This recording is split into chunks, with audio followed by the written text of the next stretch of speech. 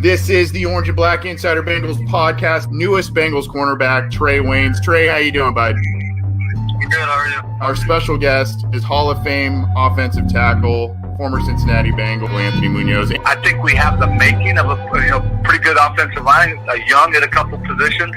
Hello, Bengals fans. I am Matt Minnick, and this is Chalk Talk. Former Bengals defensive back and current NFL media member, Solomon Welcott. I remember 2015, wasn't that long ago.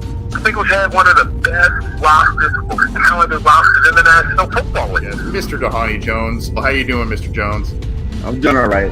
Thanks for having me on the show. You see my jersey over there? We were focused, and the coaches did a really great job. The coaches had a really good plan, and honestly, our attitude, I feel, is what carried us over.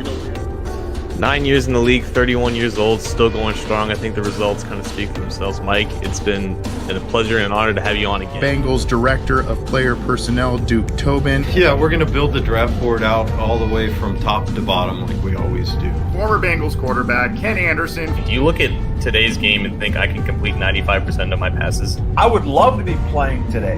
I would have had to learn the shotgun. That's something we didn't really do with Bill Walsh. I think I could have handled it, though.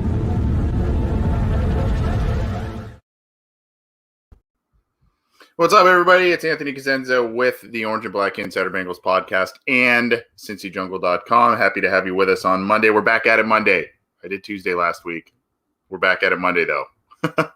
We're back on schedule, right? Back on schedule. Good to have all of you with us. Hopefully you all had a great, safe, fun weekend full of, adventures or hanging out with loved ones. I don't know. I just hope you had a good weekend. I had a pretty good weekend. It was my son's birthday, so we took him to one of the zoos that was open in a safe type of atmosphere, and he had a good time. So I had a pretty good weekend. Good to be with all of you on the water cooler chat where we talk Bengals news, we talk AFC North news, and we talk about the news and headlines around the NFL kind of going on. What's going on around the league as we are just a few weeks away from the onset of free agency. There's a lot of different things going on with the Cincinnati Bengals, a lot going on with the division as teams are trying to align themselves not only for the new league year, but position themselves in the best way possible for the upcoming, free agency period. They need to make moves. They need to shed contracts, all that kind of stuff. We're going to go through all that because some news came across already on that front. So let's get going with the Cincinnati Bengals. I'm going to share my screen a bunch of times, so you'll see kind of if you're joining either the live video feed or the feed. If you look at the video after the fact, you can see what I'm talking about. Otherwise, if you just listen to my beautiful voice, you'll get to kind of hear me narrate some of these headlines, and you can also go to each one of these websites that I'm going to be referencing to see the articles yourself. So please do that as we go through these here.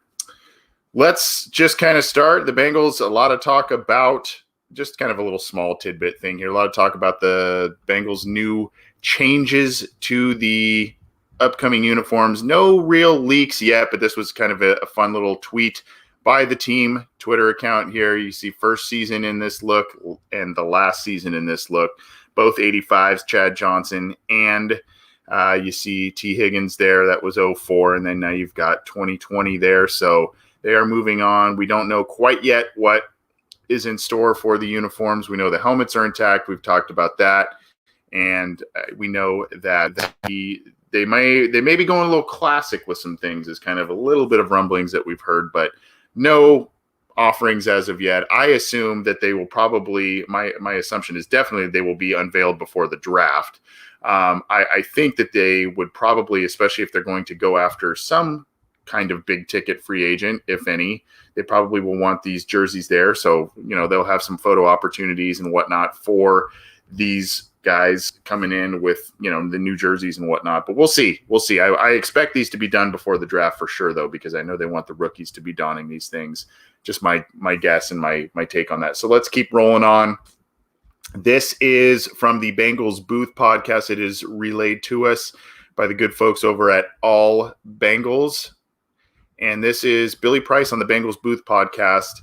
talking with Dave Lapham and, talking about Joe Burrow, and offers up some big praise, calling him Houdini was one quote he had here. You see here, first game against the LA Chargers, we're going 5 wide, and he's throwing that ball around like it's backyard football. Xavier Su'a-Filo had an unfortunate injury, and Joe's running 5 wide against an NFL defense, really an NFL defense. He's just making decisions real quick and easy. You can see his brain moving around. I mean, it was his first game as an NFL player. That was a special moment for me, just to kind of see him be able to do those things. Now, reminder again, for those of you who just may be living under a rock or something, there was not any preseason games. Training camp was very watered down last year. So if for a rookie quarterback to come in, yeah, there were some dry spells and some missed throws in that game. There were also some drops and other issues. But I think we all can agree for his first start, Joe Burrow played pretty well against the Chargers there at home in that opener.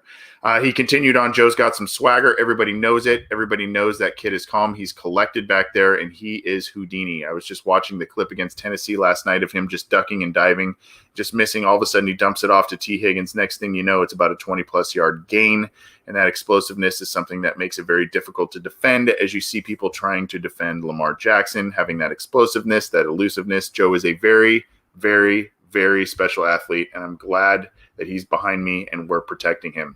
Big year ahead for Billy Price. It could be an opportunity for him, depending on Trey Hopkins' rehab and what the Bengals do in the draft and or free agency. A big year for Billy Price in terms of maybe getting a little bit of time at the center position, maybe proving that he's fully healthy, maybe proving that he's got a full grasp on how things are going. There's been a couple of games where he has played pretty well and amassed some good PFF scores, and some other games where he's kind of had some abysmal PFF scores. And so, this is a player that the Bengals wanted to heavily rely upon as a first-round pick, and it just has not come to fruition. He's been kind of relegated to backup duties now since Zach Taylor came in here, just not really able to get a stranglehold on either a guard spot or a center spot. So it's going to be interesting to see not only how Trey Hopkins continues his rehab process from a season finale knee injury, and when he will be back, and then also where Billy Price fits into all of this. But he is obviously bullish on Joe Burrow, as many of us are. No surprise there. And hello, everybody. I'm seeing a lot of hellos. Jeff and Pedrito and Frank. Good to see all of you guys. Antoine also says, I saw a post online of Joey B throwing a football. There has been some updates on his rehab as well, that he is kind of moving into next phases of his rehab, doing some light running and whatnot. So no real surprise, I guess, there. I mean, throwing the football a little bit, probably some light throwing and whatnot. But this is from our buddies over at Stripe Hype, and I think they're relaying something from Tyler Dragon of the Cincinnati Enquirer. But the interest level for Karl Lawson is already heating up. You can see here. By the way, if you follow Lawson on Twitter, it's very interesting to see what he puts out there. Very cryptic type of things, and I don't know exactly what he means by some of these things, but it sounds like you see here the Indianapolis Colts and the Tennessee Titans are two teams that are chomping at the bit to potentially get Karl Lawson to come aboard.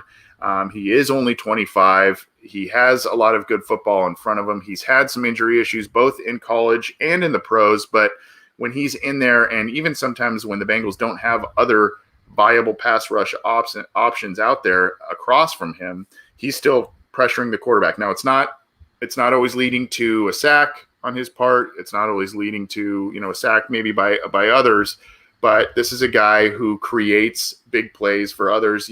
I think we shared on one of these a while back. There was an interesting ESPN metric that they put out and created that basically was other players reaping the benefits of pressure generated from different players. So basically, Karl Lawson, there were a lot of players on the Bengals defensive line and or blitzers that were able to come away with a sack or a big play because Karl Lawson got the initial pressure, though he didn't get the sack. So there's value in that. These aren't surface level stats that you would see with Karl Lawson, but there's a lot of under the surface stuff that proves he is a valuable guy. He is a young player. He seems to be an ascending player. There are some issues, though. I mean, there's a report out that maybe he was discouraged to use all of his pass rushing moves by Lou Anarumo. I don't know how much validity is there.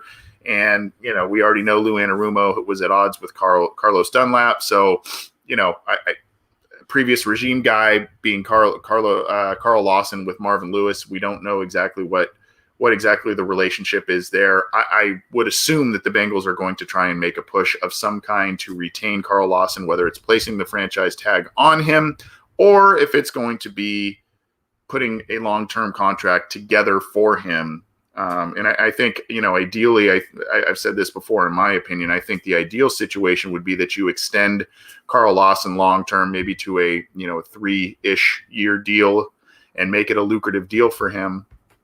And then maybe you franchise tag William Jackson just because of the injury issues there with William Jackson. And then, of course, maybe a little bit of up and down play. I mean, he's been a high level corner for the most part, but there's been kind of some dips and dropped interceptions and the like from William Jackson. But I think that may be, if you're going to be able to keep those guys, that may be the best route. I mean, ideally, you want to be able to have manageable long-term contracts for both of those guys. I just don't know how realistic that would be for both of those, because those are premium defensive positions. And if you watched or rather read Bengals.com, Jeff Hobson talked about shoring up the defensive side of the ball in free agency, not necessarily throwing big money at the offensive line. And that may be what the Bengals do. We don't know. Jeff Hobson was very tempering of expectations last year in free agency, and the Bengals did a lot of moves. So he's still at that, let's be a little calm in our expectations. He's kind of been preaching that in recent articles, but we'll see what the Bengals end up doing. The defense needs some work. There's no doubt about that, but the offensive line needs a lot of help as well. And the more the Bengals do in free agency, the less that the team will have to be desperate come draft time and force their hands to pick certain positions. They like to go best player available whenever possible in the draft. I'm Anthony Cosenza. We're running through some Bengals headlines. We're going to go through the rest of the division, and then we're going to go through some NFL headlines as well. Happy to have you with us on this Monday, the Water Cooler Chat. If you're new around these parts, why we call it that kitschy name is because, hey, some of you may be in an office, if it's safe enough. Some of you may be working in Zoom type of atmospheres where you're working with coworkers and you're still talking football, you're still talking pigskin, you're talking NFL, you're talking Cincinnati Bengals. So we're getting you caught up on all those things so you can be educated when you're talking with your coworkers, your friends, your family, your peers, all that good stuff. I see here, Ike, is a lot of people asking Ross, AJ, Gino update. No real updates there. What we know, Ross and AJ are impending free agents, and Gino, there's talk that the Bengals are going to release him to free up cap space. That's the other thing that needs to be taken into account. There's a possibility the Bengals waive a guy like Gino and place that money towards another edge rusher or one of the guys that are impending free agents. The Bengals could go after a big ticket wide receiver with the money that they paid AJ Green last year, maybe get a little younger at that position and use that money in a similar fashion there. The Bengals could also use some Bobby Hart money if they restructure or cut him.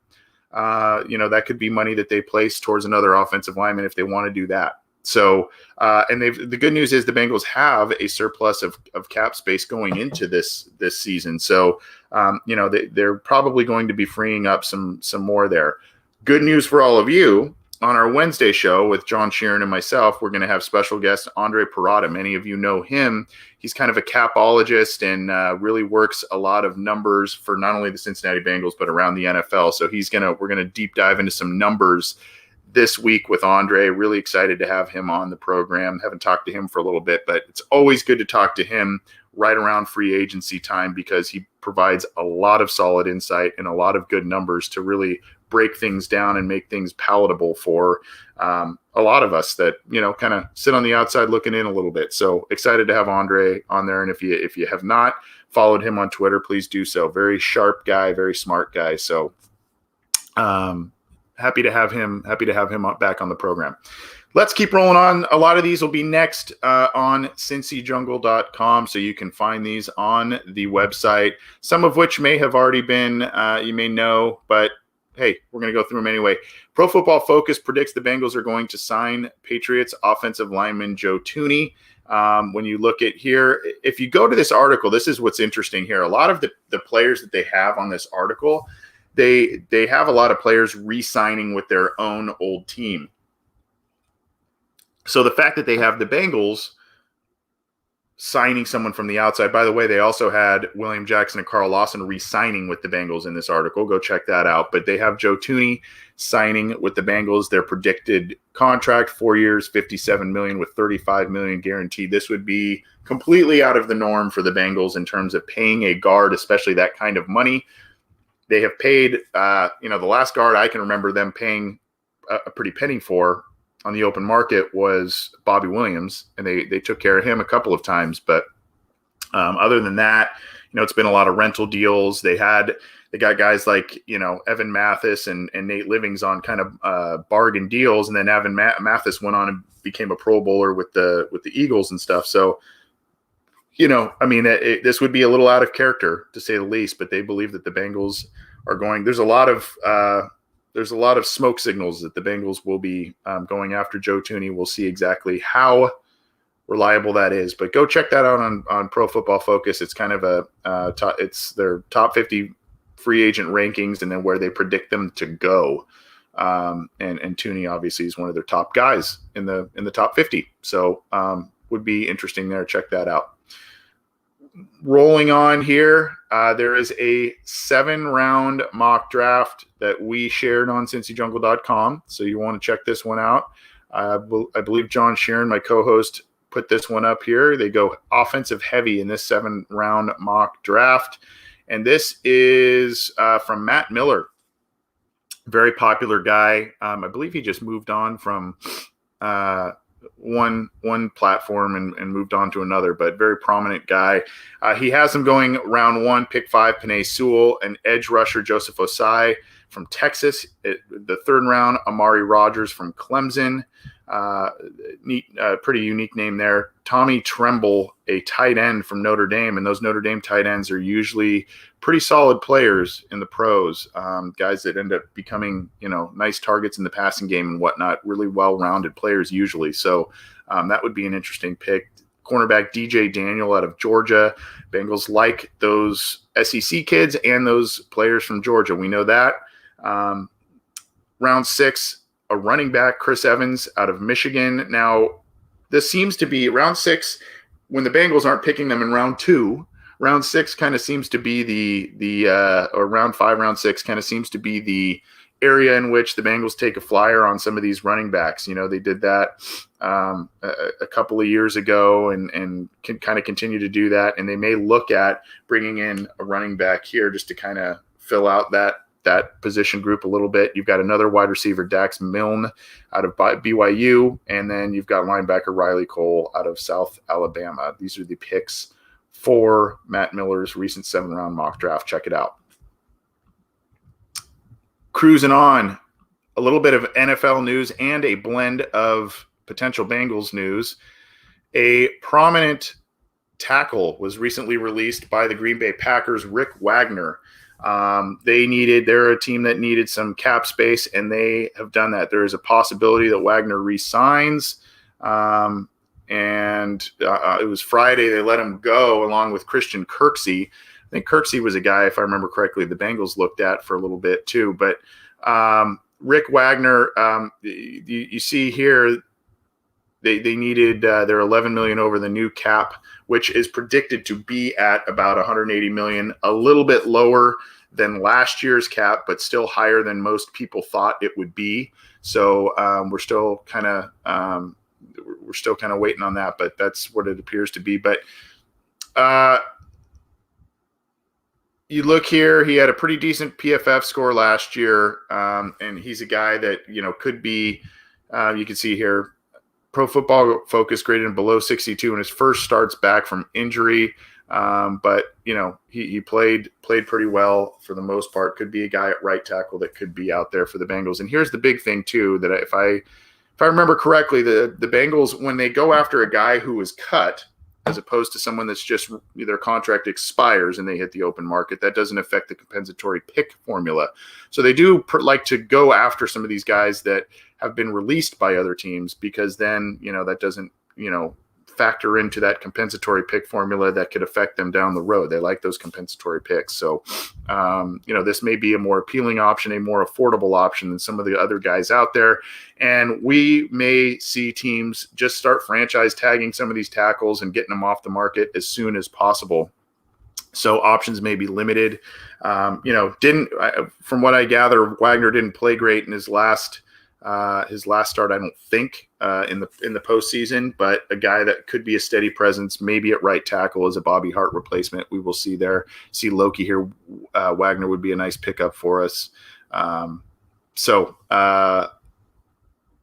We'll see here. 619 Bengals fan Garcia says, "What up, AC? Do you think the Bengals will add a quarterback since maybe Joe Burrow might miss half the season?" If Joe Burrow misses half the season, that's going to be very disheartening. I don't anticipate that. I don't know that I anticipate Joe Burrow, coming right out and, guns a-blazing coming off this knee injury necessarily, but I don't doubt this kid. And look, if you go back to 05-06, Carson Palmer tore his knee in January. Very similar type of injury in terms of severity. He came back week 1 and played for the Cincinnati Bengals, and that was 15 years ago. So you would like to think technology, medical advancements, and whatnot have kind of grown by leaps and bounds, and rehab processes as well. And if you know Joe Burrow's psyche, I think, and mentality, I think you can see that he's a guy who's going to come back pretty soon. So to answer that question, I really hope he doesn't miss. I really hope he doesn't miss a half a season. I would not be surprised if the Bengals go after a veteran backup quarterback. I don't know that either guy has shown quite enough necessarily to be a long-term backup quarterback answer. If God forbid Joe Burrow misses some time at the beginning of the season or during the season, we will see. But I think backup quarterback should be in some form of a discussion this year for the Bengals. Anyway, let's keep moving on. So the Bengals made a couple of coaching changes, not really on the coordinator level. It's mostly position coaches and whatnot, either by not retaining guys or guys moving on. Troy Walters is a new wide receivers coach taking over for Bob Bicknell, and he sees good things out of the Bengals wide receiver duo, courtesy of Jeff Hobson at Bengals.com. Quote, "I love the way they want to get better. They are the way they want to come to work attacking each day. They understand there are things in their games that can help improve to make them elite. That's what we're going to work on this year, is making sure we take care of some of the little things, the detail, the technique to get them into the elite receivers of the league." And of course, he's talking about T. Higgins and Tyler Boyd with that quote. So, he's got some coming into a new position, a new coaching position for him. He's got some talent to work with, and you would think that the Bengals are going to add to that stable, whether it is the unlikely event of bringing back AJ Green or John Ross. I don't really see either of those things happening, but I guess that could be on the table for discussion. Or adding a wide receiver either at number 5 in free agency, in the second round again, what have you, depending on what they do. It's very conceivable that the Bengals will end some more high-end receiver talent to his group, and adding 2 T. Higgins and Tyler Boyd, giving Joe Burrow more weapons. You would like to think that that's going to take place. More Bengals stuff, just quickly. Let's activate the Kyle Pitts hive, right? Kyle Pitts is a guy that some people are saying you just can't take a tight end at number 5. Other folks are saying, he's more than a tight end. He's a generational prospect. And of course, that's what this article is denoting by John Ackrey on CincyJungle.com. And this is on the First Draft podcast. And these are words by Mel Kiper Jr. of ESPN. I don't think I've ever had a tight end this high on the big board. I mean, I go back to Kellen Winslow Sr. and then I scouted Kellen Winslow, and it was at Missouri, and it was a great player for the Chargers.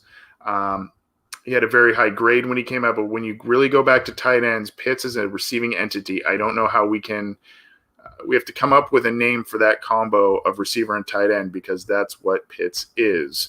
If you listen to our show, I kind of refer to Pitts as a flex. For those who like fantasy football and all of that, there's usually a flex position, and that's kind of what Kyle Pitts is. He's a receiver who plays tight end, and he can do a lot of different things.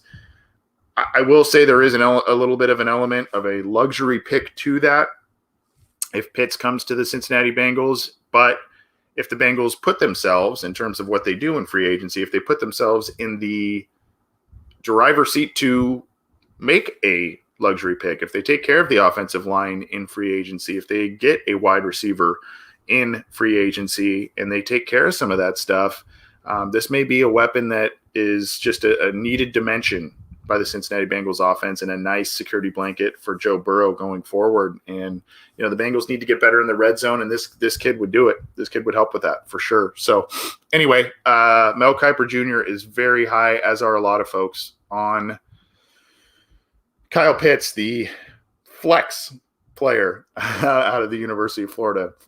Cruising on,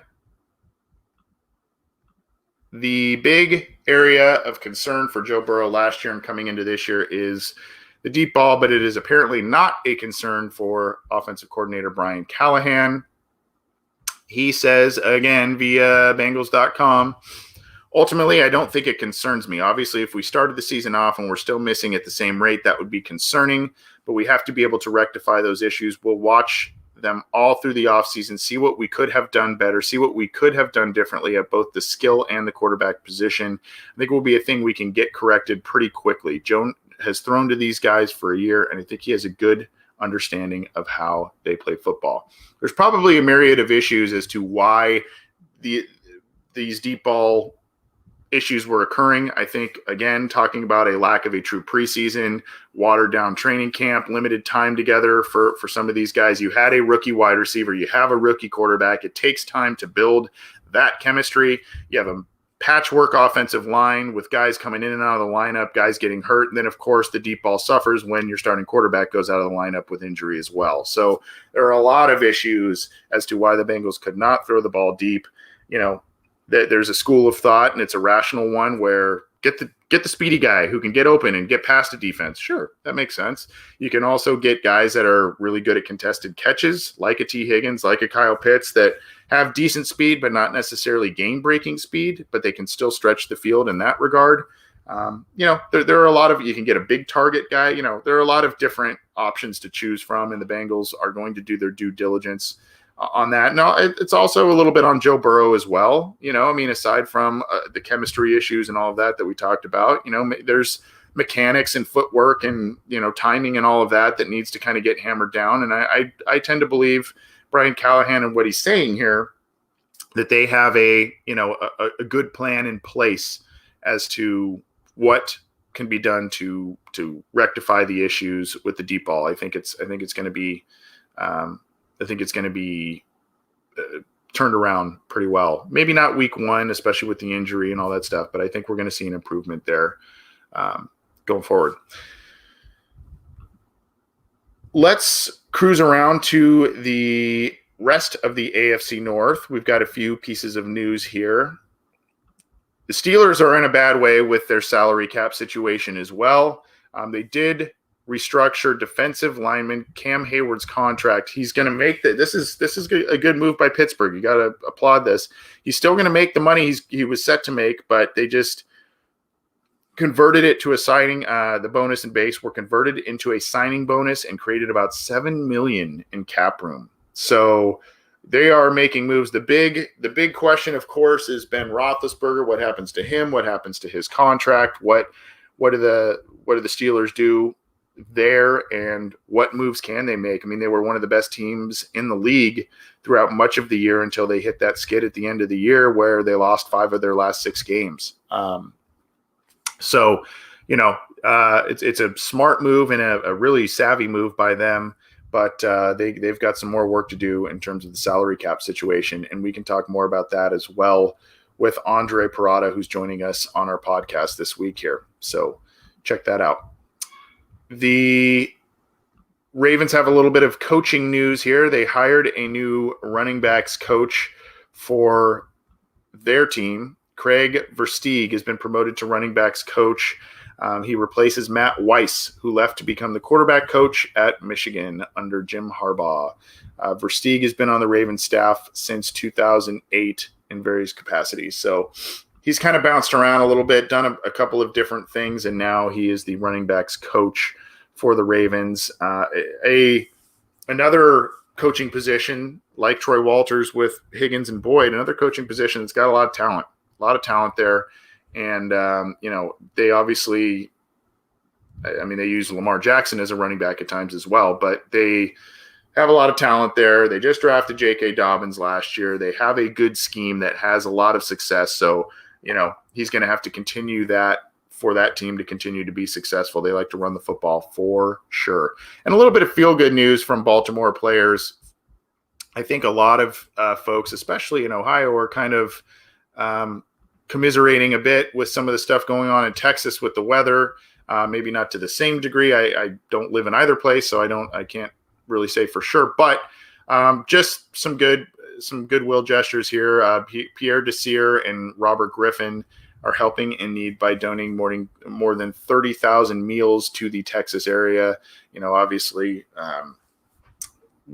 RG3 went to Baylor down there, so they've got ties to Texas, and they, want to do some good things down there.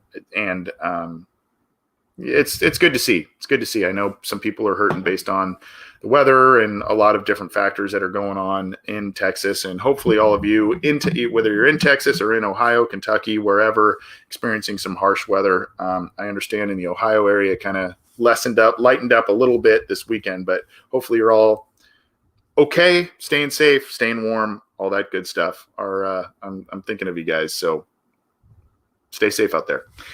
Let's keep it rolling. I'm going to play a short video clip. This is from ESPN.com. Tim Hasselbeck talking about the merits as to the Cleveland Browns extending Baker Mayfield. You have to look at Baker Mayfield's career and say, some of the stats are there. Last year, the wins were there, especially some big ones. He took a noticeable step forward with Kevin Stefanski, but just how good is he, right? It's kind of like, well, he's got this massive crutch of a really talented team around him, a really good offensive line, a really good running game, a really, a good pass rush, a lot of talent on that team that they've amassed. And so Tim Hasselbeck has a take on whether the Browns should re-sign Baker Mayfield long-term. And I'm going to play that for you here. It's on ESPN.com, and I think it's a pretty interesting take by him. And I think you'll also maybe hear a little bit of parallels from a former Bengals quarterback in some of the conversation here. So I'm going to play this for you here. Check it out. Under Kevin Stefanski's leadership, Baker Mayfield is going to improve.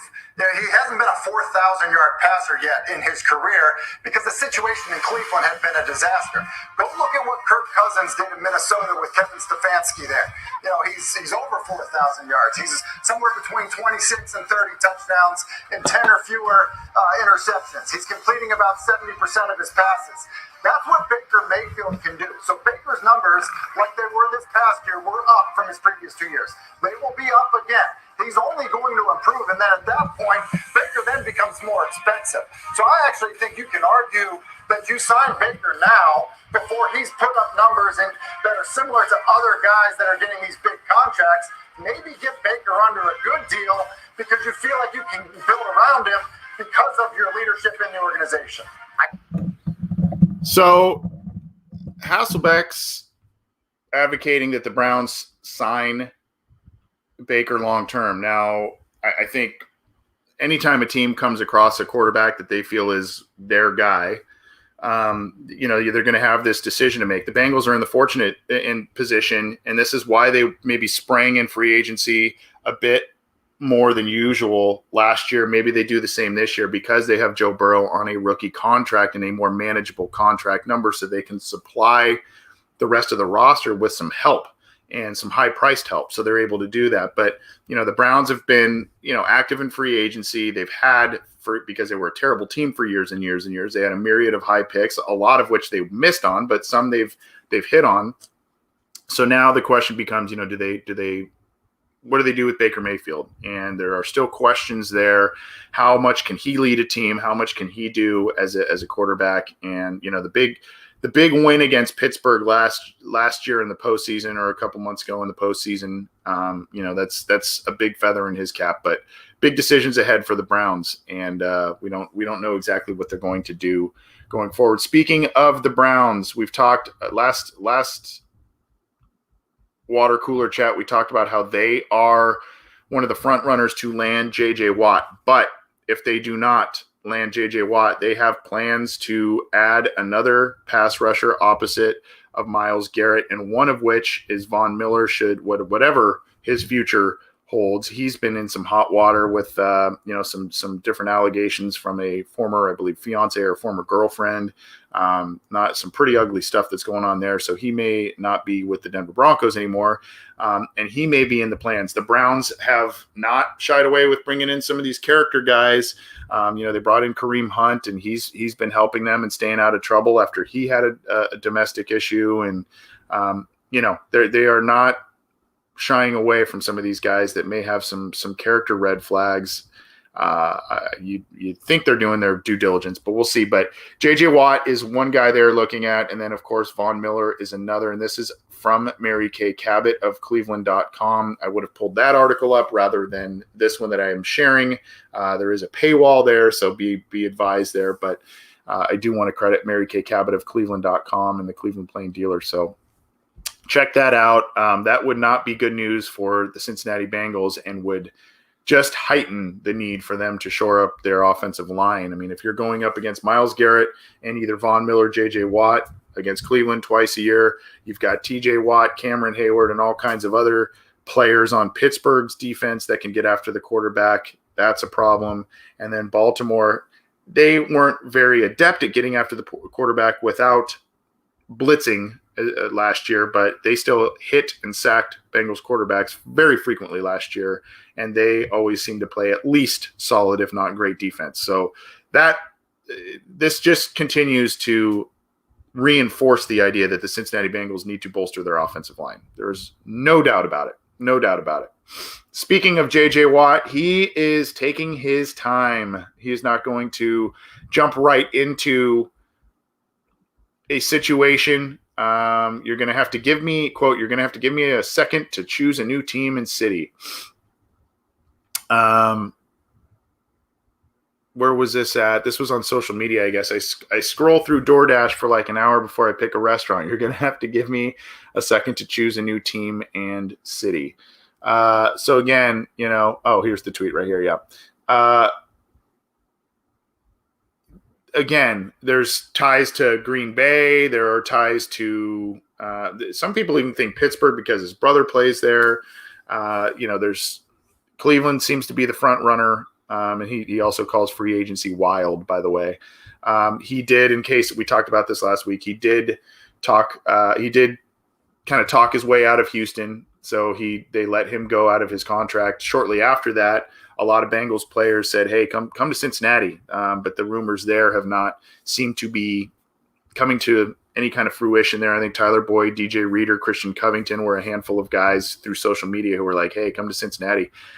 So maybe DJ Reader can pull some magic, seeing as they played together there and the Bengals could help out, getting another pass rusher. But seems unlikely at this point, and it sounds like he may land somewhere else close to Cincinnati. Not good news there. But Green Bay, based on him being from Wisconsin and playing there in college, Cleveland seems to be a logical fit and a front runner. And then, of course, Pittsburgh's in the conversation. There may be some others there too. So that's kind of latest on J.J. Watt. He's kind of saying, hey, pump the brakes a little bit. Pump the brakes. I gotta do my due diligence. It's kind of what happens with these Hall of Fame. Remember the whole Peyton Manning thing? When he hit free agency for the first time, he was like, wow, this is weird. He went to a couple of different places. I think it was like San Francisco and He went to Denver, and he went to, I can't remember the other one, maybe Carolina or something. I can't remember the other one. But he went to a couple of places, and he just kind of was like, wow, this is weird. I never thought I would engage in this in free agency and, the whining and dining and all that kind of stuff. These guys are like, wow, this is different. Anyway, let's keep it rolling here. Speaking of which, there are some cuts, surprises, all that kind of stuff. These are some different options via NFL.com that could be salary cap guys, not only for the Bengals to keep their eyes on, but for other teams as well. I mentioned strong candidates for release. I mentioned Von Miller and the Cleveland Browns. He was injured last year, and then, of course, like I said, he's under criminal investigation for, a very odd and, just not a great situation there. Jarrell Casey, another Bronco, a guy who had a productive career with the Titans for a while, getting up there in age. He was a 5-time Pro Bowler. They got him in a trade, but missed a lot of time with injury. They can save $11.9 million in cap space. He is 31. Could be a guy, but that could obviously be had if they do cut him for a better rate and a better cap number. But wrong side of 30 and coming off injuries. That's, I don't know. David Johnson and Bernard McKinney of the Texans. If they do that, that's just fire sale time in Houston. Trey Turner, an offensive guard for the Chargers. That was a guy who they thought was going to be a pretty good player for them, and just did not come to fruition there. Of course, you see Geno Atkins here. He's an all-decade performer who now figures to be in the year-to-year trusty veteran phase of his career. So a lot of people believe that Geno is going to be gone from Cincinnati unless there's some sort of restructuring or something. Geno just unfortunately was not the same guy last year with the injury issue. Vernon Butler, Quentin Jefferson, and Mario Addison of the Bills. David Njoku of the Browns. That's been something that's been floating around for a couple of years. They tried to trade him supposedly last year, and then they hung on to him. Guy who's talented, has had, he's a first-round pick, has had some drop issues, but has also made some very nice plays too. So kind of an intriguing player if you're able to get him, but, seems to be a guy that could be floating out there. And Adam Humphries, a slot receiver for the Titans. If you remember, actually, he got hurt when playing the Bengals. He went up for a ball, and I think he came down and got a concussion. And concussions could jeopardize Humphries' career. He's had a few of them, and he had one against the Bengals. Here you go, right here. Potential surprise cuts. Ben Roethlisberger is one. You see here John Brown from the Bills, a guy who played with the Ravens for a little bit. Casey Hayward, the corner of the Chargers. That would be something after they lost or they traded away Desmond King last year. That would be something if they get rid of him as well. This would be interesting here. Eric Fisher and Mitchell Schwartz. Fisher's coming off the Achilles injury, didn't play in the Super Bowl. Schwartz had all kinds of issues. I think it was a back issue that plagued him over the last few games. He didn't play in the Super Bowl. Those guys being out absolutely hindered that team from doing what they needed to do. So that would be interesting. And then you've got a tackle from the Patriots, Marcus Cannon. Good story from him. He was a guy who had, I believe, leukemia or lymphoma, had cancer, and then they didn't know if he was ever going to play, but he ended up being a very good player for them, was a second-team All-Pro, and then he opted out last year, a guy that really they were hoping for, but opted out with the COVID crisis. You see Jamison Crowder, Malcolm Butler, David DeCastro, Steven Nelson are others from the Steelers. I mentioned their salary cap issues. We're going to do just a few more. I'm going a little long here, but I want to get through all of this stuff. Good to have all of you with us. We've still got a lot of people hanging with us live, which is on the myriad of platforms that we stream on. In case you don't know, we're on the Bengals OBI Twitter account streaming live. We're on the Cincy Jungle Twitter account streaming live. We're on Cincy Jungle's Facebook page streaming live. We're on the Orange and Black Insider YouTube channel streaming live. So we've got a lot of different channels there streaming live. You can also get all of our stuff on our Orange and Black Insider YouTube channel or wherever you get your audio stuff, iTunes, Stitcher, Spotify, Google Play, Megaphone, iHeartRadio, all that stuff. Got a few more to get to. One little thing I want to remind folks about: if you do listen to our podcast on Stitcher, if you do listen to our podcast through Stitcher, make sure you look at the Cincy Jungle stream of episodes, not just the Orange and Black Insider stream. For some reason, they split off into two streams, and they've decided to update one and not update the other. So just in case you are someone who listens to our shows through Stitcher, be aware of that. This is something that I think a lot of people know by now, but of course, big news around the league. Philadelphia has agreed to trade Carson Wentz to the Indianapolis Colts in exchange for a 2021 third-round pick and a conditional 22 second-round pick that could turn into a first. So Carson Wentz is now the quarterback of the future for Indianapolis. He fell out of favor after playing pretty poorly with Philadelphia this last year. Kind of has been a real odd career path for Carson Wentz. Played really well as a rookie. They won the Super Bowl. He was hurt at that point, and Nick Foles was the one who led him the rest of the way there. Never really rebounded the right way, and there's been all kinds of scrutiny, and so now he is gone, and Philadelphia gets a lot of picks. They're going to probably roll with Jalen Hurts and probably draft another, I would assume, quarterback at some point. The Colts drafted Jacob Eason last year as a backup to Phillip Rivers. Phillip Rivers had one more year on his contract but decided to retire, so they're going younger and trying to revive Carson Wentz's career, putting him with Frank Reich there, seeing if that will be the magic touch going forward here. But he is now an Indianapolis Colt, and Jalen Hurts is the quarterback for now for the Philadelphia Eagles. If you watched our Wednesday show, our free agency profile I did on Kenny Golladay, a wide receiver I think could help the Bengals quite a bit with his size and skill set. Unfortunately, he may not be around for the Bengals to pursue. A lot of people believe he is going to be a strong candidate for the franchise tag. He turned down a lucrative offer by the Lions, but looks like he's going to be franchise tagged by Detroit to stay there. And lastly, let's get to this one. This guy, unfortunately, was in the news for all kinds of weird reasons. Yesterday, to be quite honest with you, I didn't really pay attention to the whole hubbub around it, but I saw some video where he was kind of jawing with a young man, and I don't really know what was going on there. But Cam Newton was, quote, thinking too much on the field after mid-season COVID-19 bout. Cam Newton had a really just up and down season, if you even want to call it that, for the New England Patriots. He was on a rental deal kind of with them. He was the first big name player to test positive for COVID-19 during the 2020 season. And then he was on the I Am Athlete podcast with Brandon Marshall, Fred Taylor, and Chad Johnson. And so he said after the positive test, he struggled to pick up where he left off. I was one of the first players to catch it.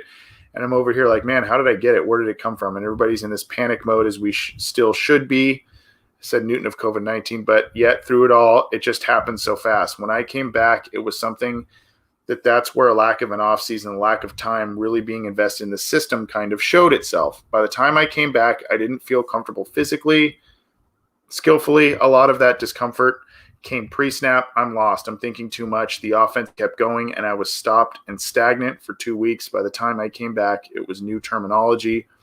I wasn't just trying to learn a system for what it was. I was learning a, let's be honest, 20-year system in 2 months.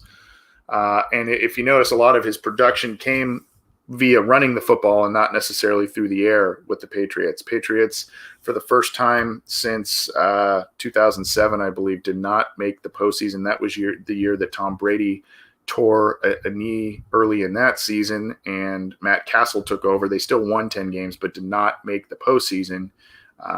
Every other year, basically, they had made the postseason, made a deep run with Brady and Belichick.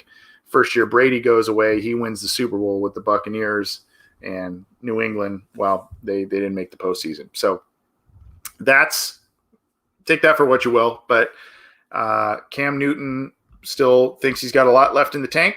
And, I think he it was a myriad of factors. And for a lot of players, this is the story for a lot of players. Not a true off season, not a true training camp. And then when you're kind of thrown into this, a late signing, you're forced to digest the playbook. And then, you get sick, you're away from the team for a little bit, you try and come back. And then it's kind of a messy situation. And that's what he's saying there. So we'll see what the future holds for Cam Newton there, but interesting take on a podcast co-hosted by a former big name Cincinnati Bengal who hopefully gets his own Hall of Fame bid one day. Guys and gals, this is gonna do it for the show. I appreciate all of you tuning in. Appreciate all of you supporting this program and all of the shows in the Cincy Jungle Podcast Network. Check out our show Wednesday night. John Sheeran and myself will be talking some Bengals football and bringing in Andre Parada to talk salary cap, free agency, etc. Orange is the New Black with Zim and Ace will be on this week. I believe they now changed their night to Tuesday, so check that out for the live stream. And then, of course, the audio will be on our channel. And then we do listener questions live on Friday. We're doing a lot of different stuff. We're going to be doing a lot of episodes as well during free agency to get you caught up, kind of similar to this a little bit, but a little bit more Bengals-centric, getting you caught up on all of the moves that the Bengals make, don't make, who signs where, all that kind of stuff. So we'll be giving you a lot of frequent updates on this program and others on the channel. So check it out. Keep it to cincyjungle.com. Thanks, everybody. Enjoy the rest of your week. Stay safe.